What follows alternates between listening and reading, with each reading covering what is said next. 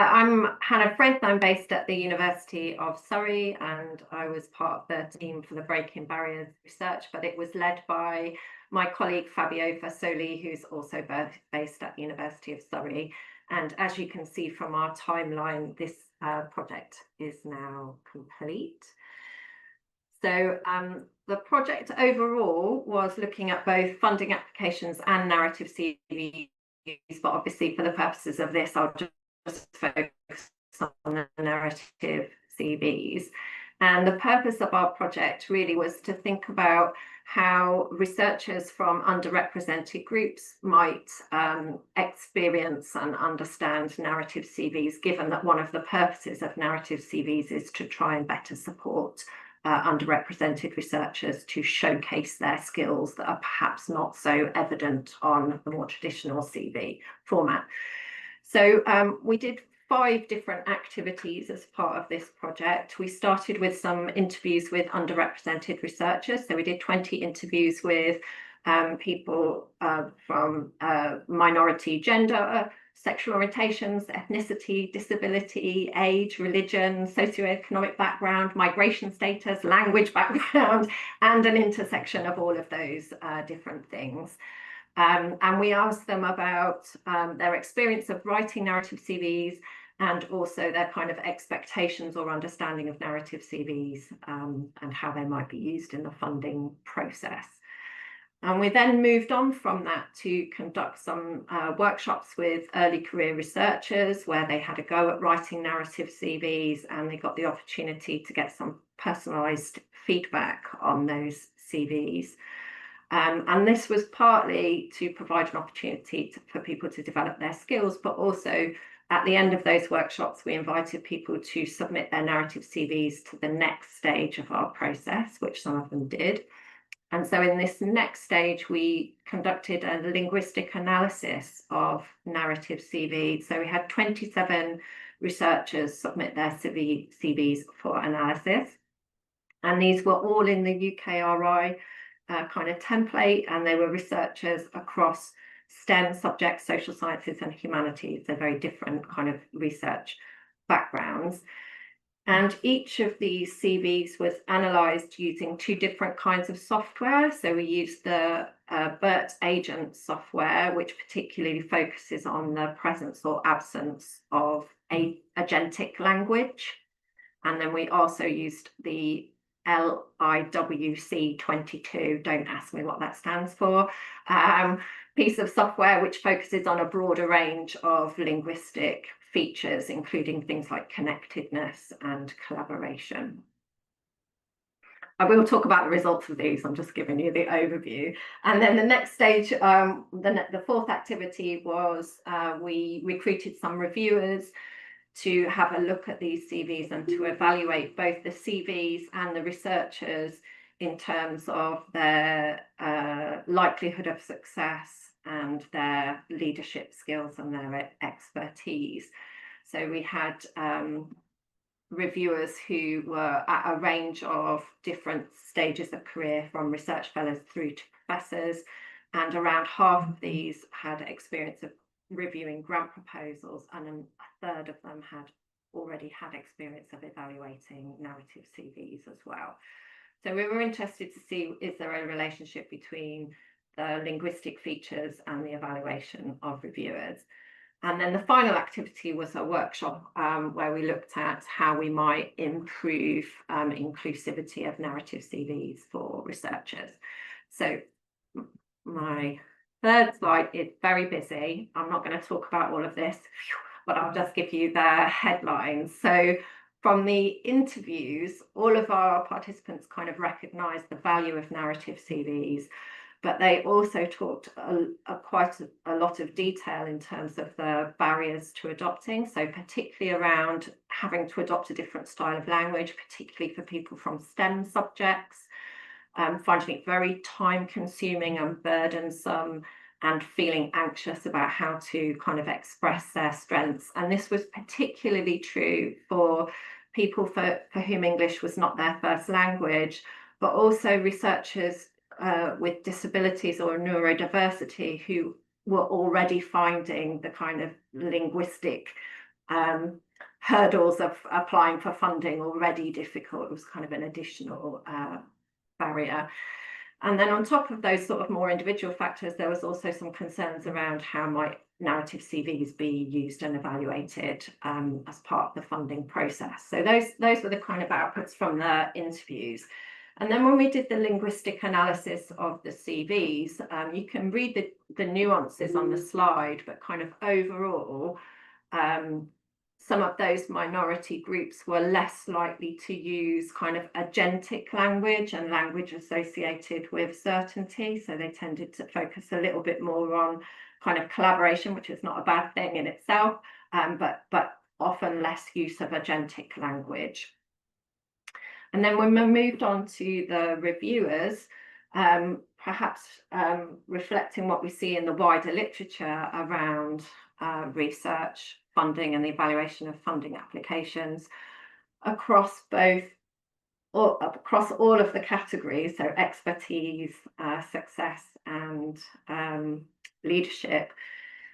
Reviewers tended to see those applications that had less agentic and certainty language in them as less positive.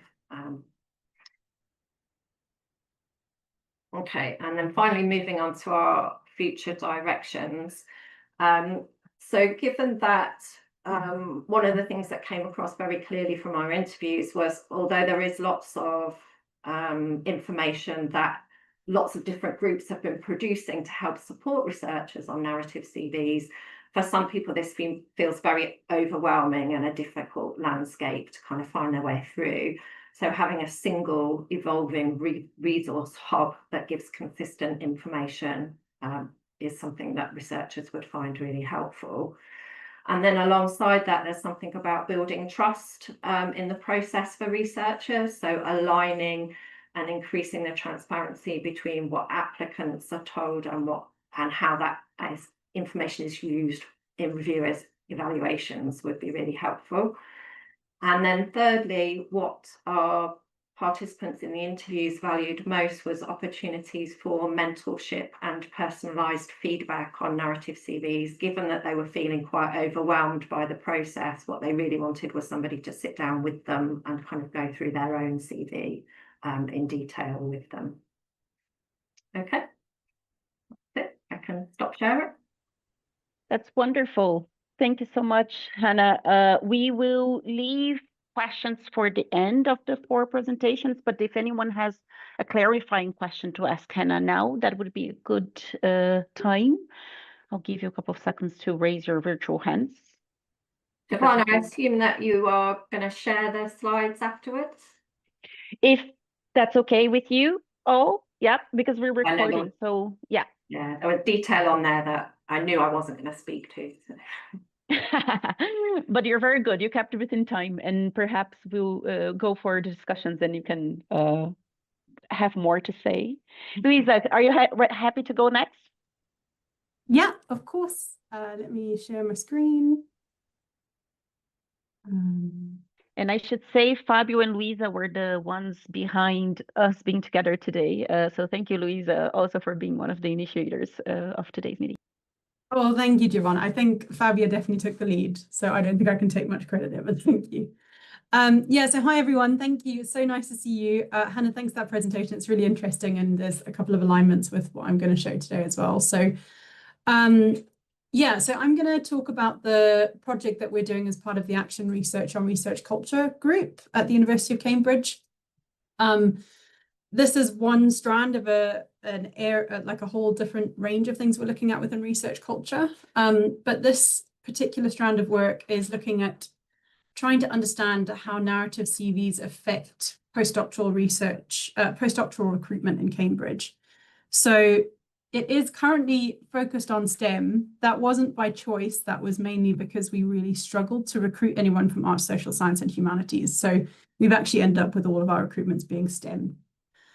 So just to give you some idea of where we are in the process, we're sort of almost towards the end of our data collection and analysis. So what I'm going to share with you today is preliminary, particularly the quant, because the quant messages get stronger the more data we have. So we're still kind of that's still in its early stages.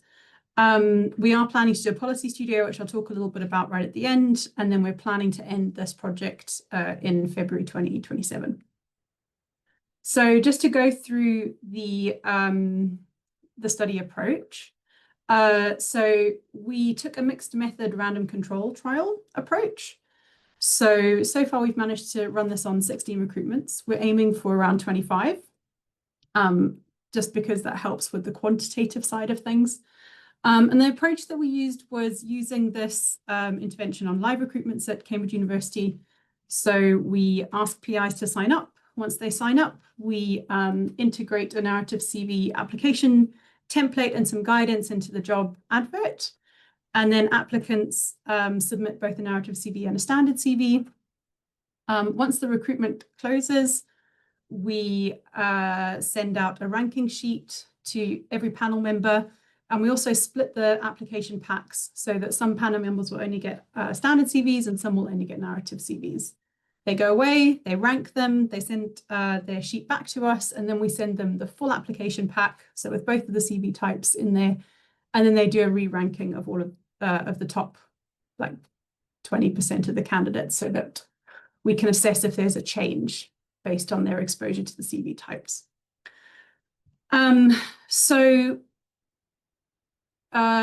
What this looks like in terms of the data that we collect, we obviously collect the ranking data, which is the quantitative data, and have been running Bayesian modeling on that. And then we've also been conducting interviews with panel members and applicants from each recruitment as well, to try and make sure that we're collecting and understanding the nuance underneath that experience. So just to go through some of the findings. So the qualitative findings, there's kind of 5 main things coming through. These are very headline messages. So if you want to ask a bit more detail on them, please do when we have a bit of time. But basically what we're hearing is that panel members feel that narrative CVs have a fairly limited effect in terms of changing shortlisting decisions. Panel members are also wanting to see a wide range of skills. So the softer skills like communication, teamwork, etc., which narrative CVs provide that option for, but that technical skills are still the most important thing at this particular point in the recruitment stage. So people do say that once we get into interview stage, that's when we assess how that person is as a whole. The narrative CV does favour those from the UK or the European background. Perhaps that's unsurprising, given the support and the novelty and the difference between those groups that Hannah mentioned as well. Narrative CVs do take more time to both assess and write, but actually in our coding, this is often linked to novelty and the quality of the narrative CVs. So there's a reflection within the qualitative data that once narrative CVs become more mainstream, perhaps, and more supported, and the quality of them is produced, they'll actually take less time both to write and assess. And the final bit is about guidance. So there's a lot of guidance out there that both assessors and applicants know about, general job application documents, but it's not very well known in terms of what guidance is out there for narrative CVs. In terms of the quantitative data, I'm not going to go into this into a great amount of detail, partially because I'm a qualitative scientist, so please bear with me. But what we can see from this graph is that whilst there's still quite a lot of uncertainty within all these results, as you can see, the bell curves, there's quite a lot of blue in them, which means that there's still quite a lot of uncertainty between the two of them. But basically, we can see that women perform better than men on both standard and narrative CVs, but the effect is smaller on narrative CVs. So what this means is that narrative CVs close that gender gap a little bit between men and women. Similar story with white applicants. And then in terms of the Global South, generally Global South applicants do worse than the Global North applicants, which reflects what we see in the qualitative data. So that's regardless of the format, but they do better on narrative CVs relative to standard CVs. So this shows that there's sort of less disparity between them once we use a narrative CV format. So if we're looking to lower disparities, then this is beginning to indicate that narrative CVs actually do that, but there is a potential argument that you might not want to cancel out the positive advantage that these different groups get based on the CV type. So the final slide that I've got is just about where next. So as I've said, we're kind of in the middle of data collection. We are hoping to get to 25 recruitments. We're in the process of developing a narrative CV resource. This is something that's come out of the data, and I'm sure you guys won't be surprised around having a deconstructed example of what a good narrative CV looks like. And so we're trying to develop something that's using the obviously anonymized versions of good narrative CVs that we've got, working with a careers consultant. And actually it'd be really helpful and useful if this group particularly would like to review that at some point. But yeah, so we're trying to develop that, and then we're also hoping to publish a range of outputs, ranging from policy documents through to academic papers. We're also running a policy studio. So the idea behind this is to sort of move into the so what of our findings. So we're hoping to engage with a range of international stakeholders to think about and develop a potential adaptable narrative CV template for postdoctoral recruitments where PIs might be able to pick different modules and design those. So that sort of flexibility so that it suits the needs of what they're looking for. But that's very, very early stages. And yeah, I think I'm going to stop there. Thanks. Thank you so much, Louisa. I have a clarifying question. Do I understand your slide well, that men do slightly better in narrative CVs, and also white applicants do slightly better on narrative CVs, but Global South applicants do better in narrative CVs? So they only change from the left-hand side to the right-hand side on that slide was on the last one, which is perhaps more challenging the expectations because of non-language, non-natively English speaking. Okay. Yeah. Thank you for confirming. Thanks, Giovanna. That's very clear. And I think the complexity of the data comes in because we're trying to look at the comparison between standard and narrative CVs. So then it's like this sort of double layer, which I think is quite complex because it's got lots of nuances in it. But I think what's really interesting is the potential link to the linguistic stuff that Hannah was speaking about, and in terms of that. So thanks. That's a great segue for the next one for Rory, because they did look at linguistics, although I'm not sure if you're going to talk about that part of the study today. Judith, Wolfgang, can you take us through your study? Thank you.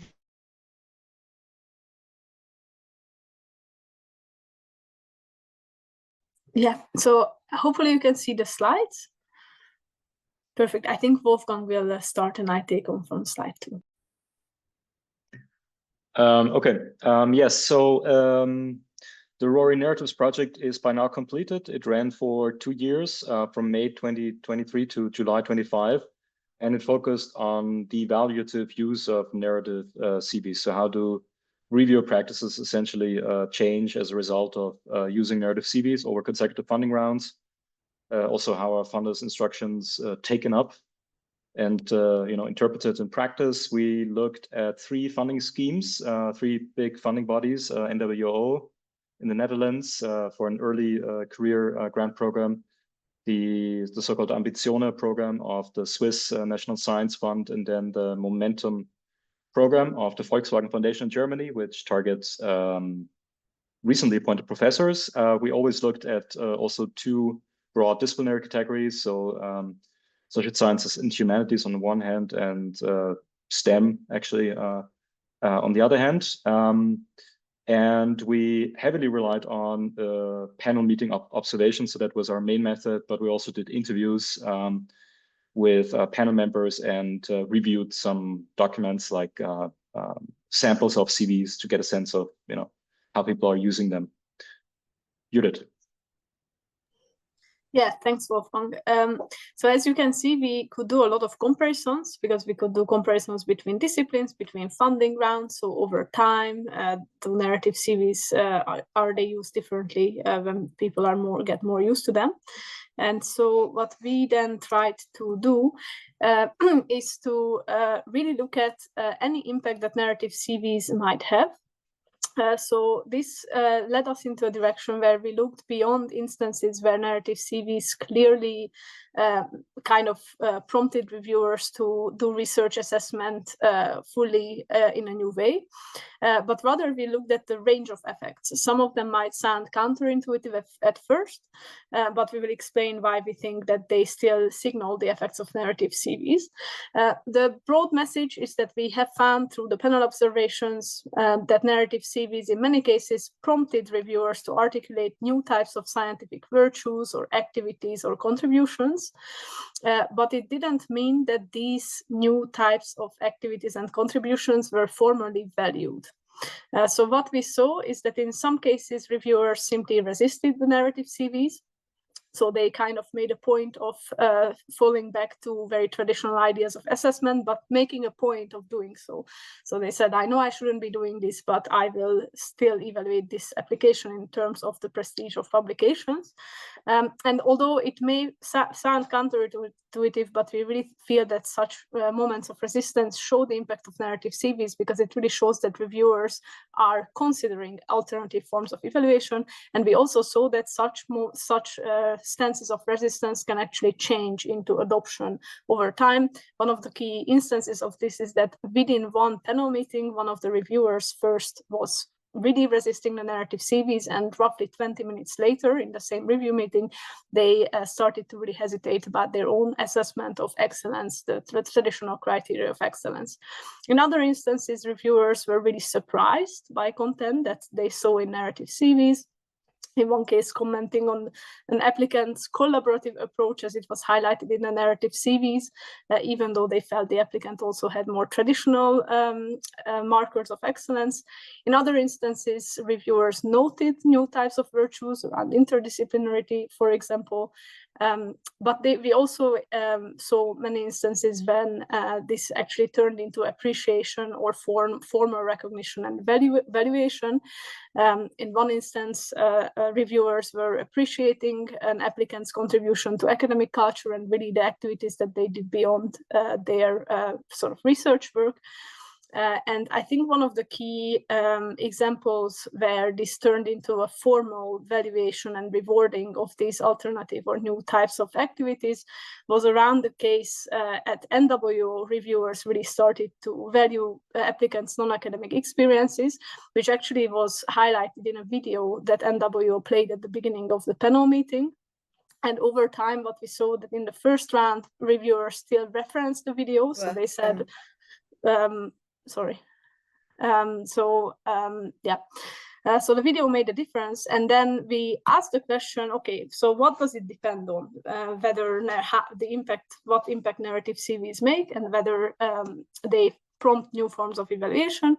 And we created a model, a framework where we try to map environmental features that we could identify through these many different comparisons that we made, that we saw that they impact the use of narrative CVs. And in the picture here, you see the sort of broad depiction of this model, but I will make it a little bit concrete by saying examples of what we mean by this. So you can imagine this as kind of a pie, and the more slices you have within the pie, the more narrative CVs are supported, and the more they actually support new forms of research evaluation. So firstly, we have identified key actors who really shape what happens in these panel meetings and how narrative CVs are used. We really saw the impact of the panel composition, so how diverse review panels are, also the panel chairs, the extent to which the chairs supported narrative CVs. And we also saw that researchers develop uses of narratives in conversation within their own communities, which is really important to take into account. We also saw a range of practices related to what we call evaluative categorization. These include the format of the narrative CV, but also the relevance of the information within these narrative CVs for reviewers, as well as the extent to which the introduction of narrative CVs was complemented by new evaluative criteria. In cases where it wasn't, of course, reviewers had all types of criteria looking for the information in the narrative CV, then the CV is not really well supported. There were also a range of practices around changing academic hierarchy hierarchies, such as reviewers' understandings of academic futures. We saw instances when reviewers took it for granted how academia works and said, well, it's a hyper-competitive system, and so really sort of went with these ideas of what academia is, whereas in other instances, reviewers seemingly felt the agency to shape academic futures, and in those instances, they use narrative CVs, aligning with new evaluation criteria a little bit more. And finally, we also really see that the agencies who introduce narrative CVs, how they manage, how they practice change management really shapes the use of narrative CVs. For example, how they explain the rationales behind narrative CVs and resistance, and how they manage resistance. Finally, and really importantly, we also found that it's not enough to develop new procedures or to reflect on the use of narrative CVs in terms of procedures. But it's also really important to reflect on evaluation and the use of narrative CVs in terms of situated decisions and values. And in the next slide, I will go in a little bit more detail about this, but this theme on the combination of procedures and situated decisions really cut across all of our findings. So one example is the way in which reviewers understood the rationales behind narrative CVs really shaped how they use them. So in instances when reviewers thought that narrative CVs were introduced for procedural reasons, that they said, narrative CVs are introduced due to DORA, but they understood DORA in quite procedural ways as a narrow intervention against journal impact factors, or as an overall policy to ban all sorts of quantitative metrics, but they didn't really say why this was important. They didn't really name values, reasons behind it. They just said, well, this is what DORA does. This is what DORA wants us to do. And in those cases, we saw that the narrative CV use was less supported than in cases where this type of procedural understanding was also complemented by reviewers' reflections on the values behind the introduction of narrative CVs. What are we trying to achieve? Why are we having this new CV format? And in those cases, reviewers said, well, narrative CVs can help those hidden champions tell their stories a little bit better, or assess in ways that we also take academic work environments into account. So we really did see this importance of understanding both the procedures, the how, but also the why behind the introduction of narrative CVs. And I will give the floor back to Wolfgang.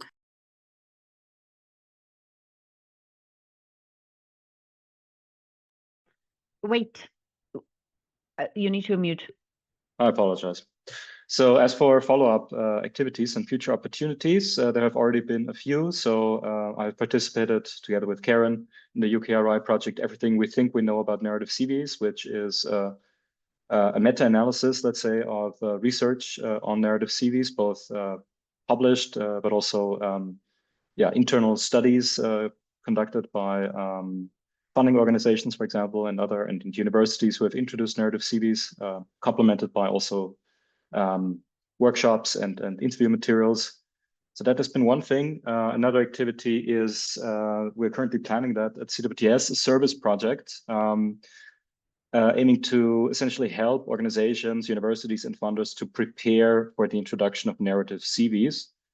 And that is basically meant to equip them with both practical, knowledge and research insights to manage this challenge, essentially.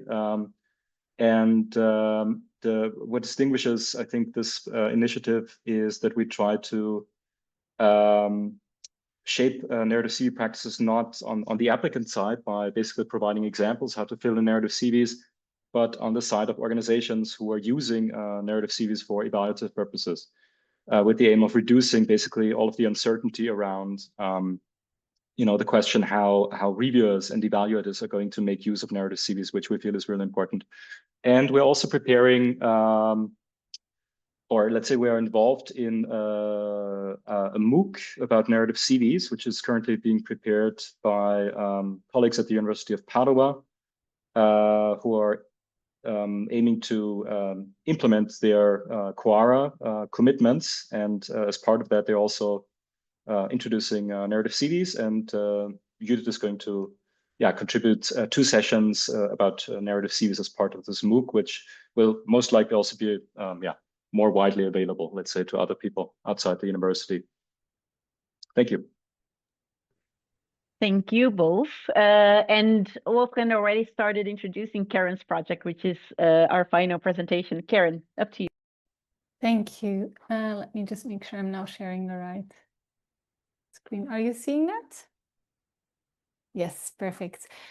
So as Wolfgang already suggested, we have been working on a project that we titled Everything We Think We Know About Narrative CVs.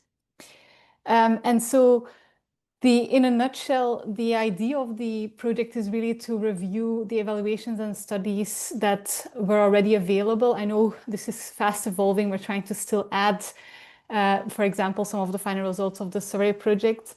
But we're going to have to, of course, cut it off at some point. But we'll be looking at the body of literature that's available and as well as some evaluations also from funding organizations to create, at least for this time point, a comprehensive community-owned understanding of the implementation of narrative CVs.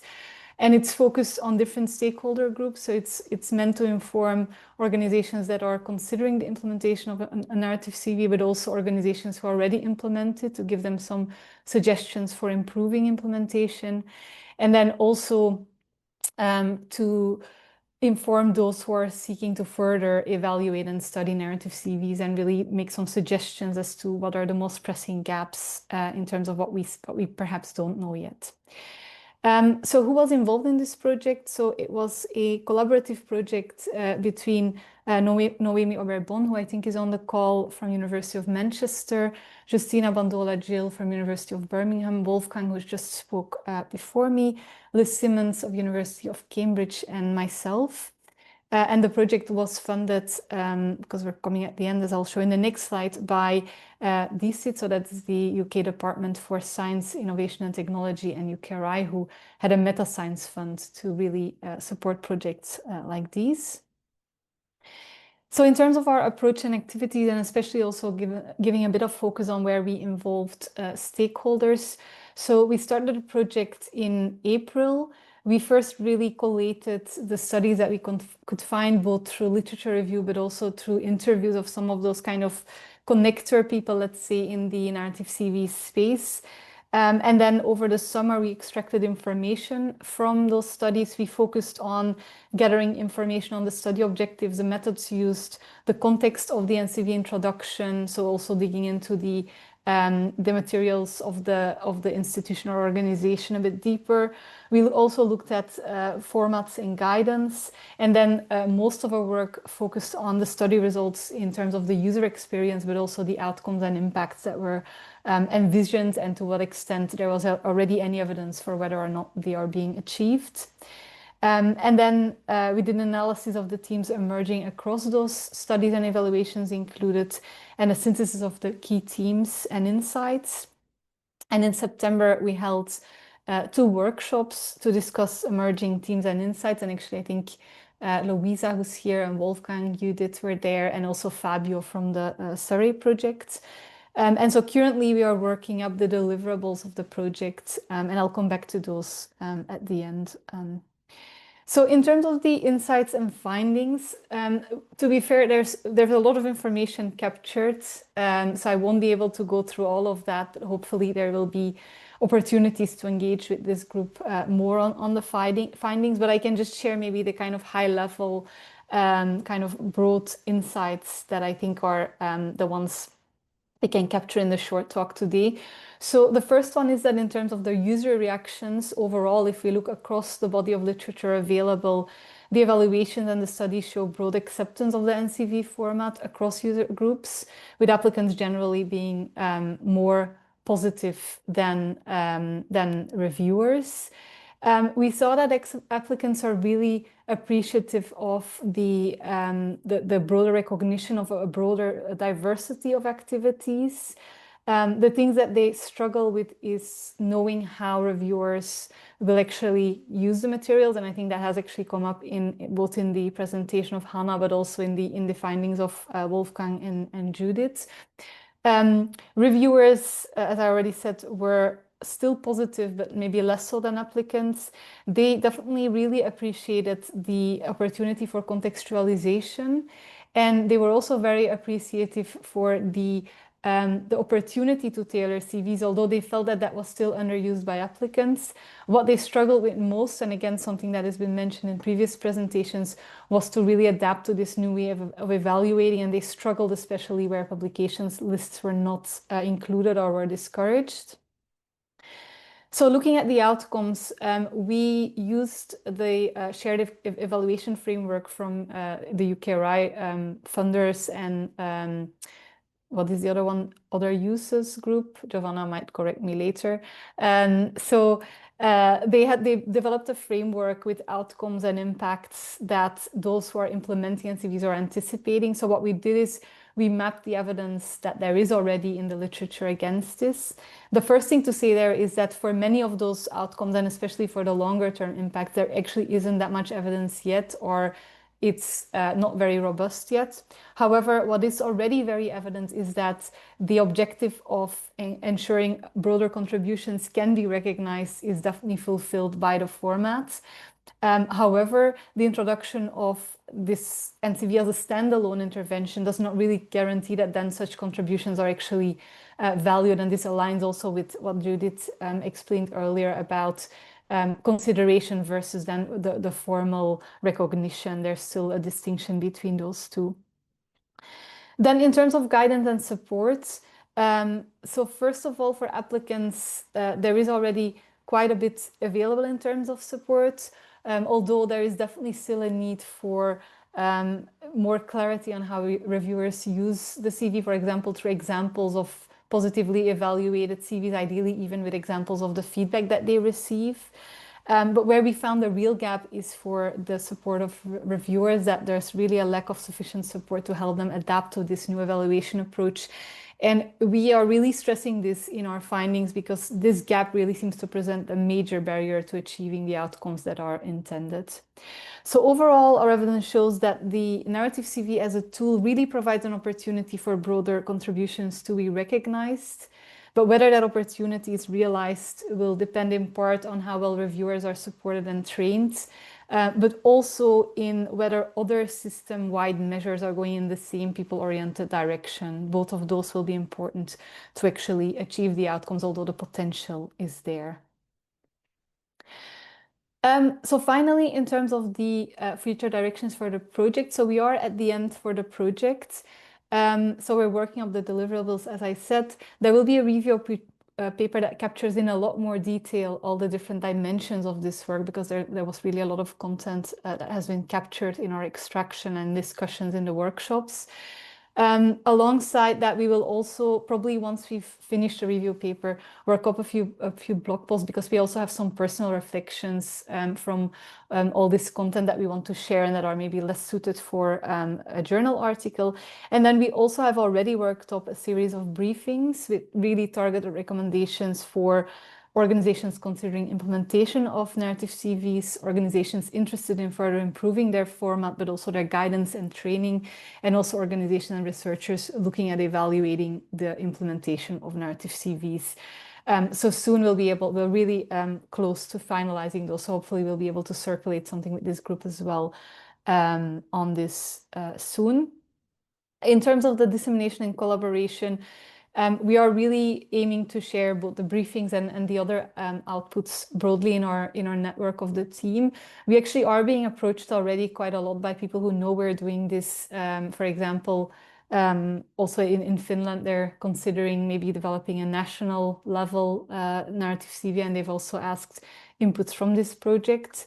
And I imagine Wolfgang with the services CWTS offers can also really build on some of the findings here. So we do really hope that this will go far in supporting those who are looking at all these purposes. We will also consider follow-up work in addressing some of the gaps, of course, that this has shown, especially in the discussions with other researchers. And I did also want to say we're definitely open to further suggestions as to what could be future directions for the findings from this project, if there's any suggestions from this group. And I will end there. Thank you. Thank you, Karen.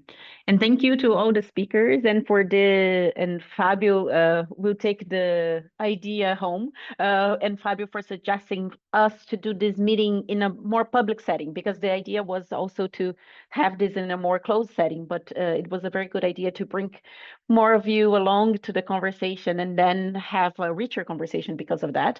I will stop the recording now when I put it online.